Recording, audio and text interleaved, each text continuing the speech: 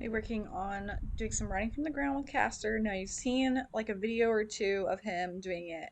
I think it was from a few months before this where it wasn't that great, and I just want to kind of show where we went wrong and like we do a little problem solving so that you won't make the same mistakes.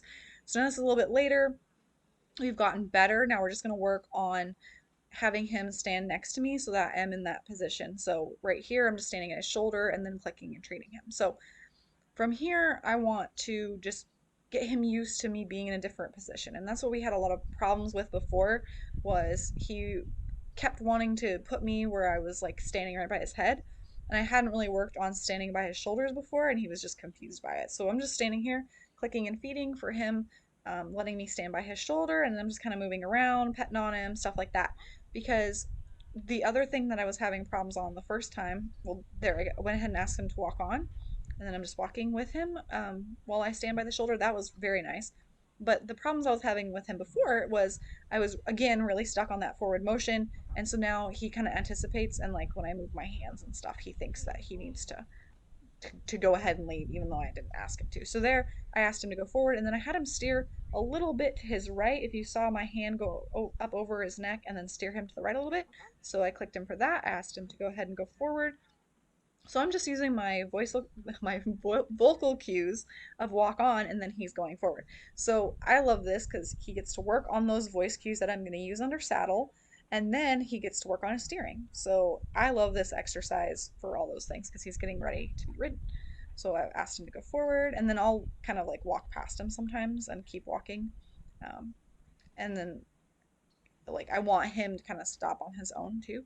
So especially when I ask for the halt, I'll be doing that. I'm just grabbing some more treats, and I'm gonna reward him for standing and waiting for me nicely. But you can see my rate of reinforcement has gotten a lot higher, so I'm feeding a lot more often than I did in the previous video, for sure. So that's really good, especially in the beginning. You can slow that rate down as you go, but in the beginning, to be really clear with the horse, it's got to be really high. So I just want him to be very clear on what I want. So I'm going to ask him to change sides here, and we're going to work on this other side. So I'm moving my food away from his face so it's not right next to him and he's not tempted to turn his head a lot or just want to like curl around me instead of walking straight ahead.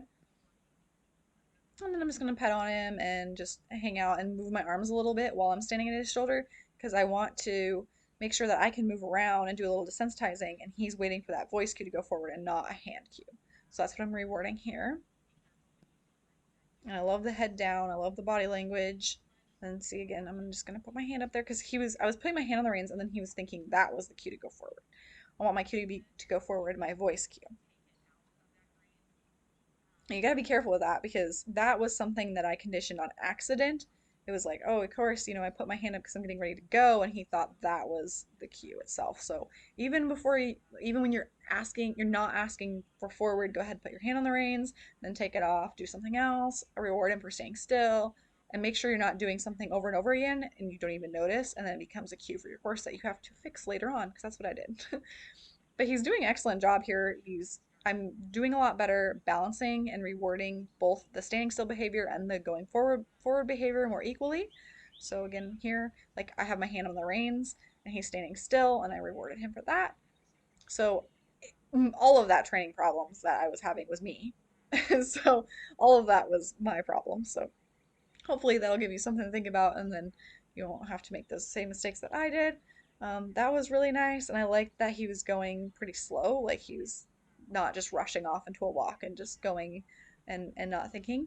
So I love that, and I love him just kind of standing there and letting me be by that shoulder because that was really a big thing for him before.